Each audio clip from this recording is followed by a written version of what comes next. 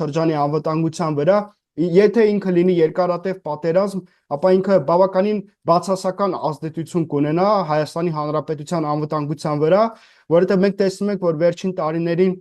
միայն Իրանն է կարծես թե անընդհատ խոսում նրա մասին, որ ոչ մի միջանցք չպետք է անցնի Հայաստանի Հանրապետության տարածքով, բայց եթե այդ պատերազմը երկարատև լինի, եթե Իրանին հաջողվի ներգրավել այդ մեծ պատերազմի մեջ, ապա Իրանը չի ունենա այդ բավարար ռեսուրսներ, որպեսզի միաժամանակ պատերազմի Իսրայելի դեմ, միաժամանակ պաշտպանի իր անվտանգությունը մի շարք այլ պետություններից եւ նաեւ օգնական լինի Հայաստանի Հանրապետությանը։ Միջ այդ Ադրբեջանը մենք տեսնում ենք, որ այդ ռազմական վարժանքները են անընդհատ անցկացնում, այսինքն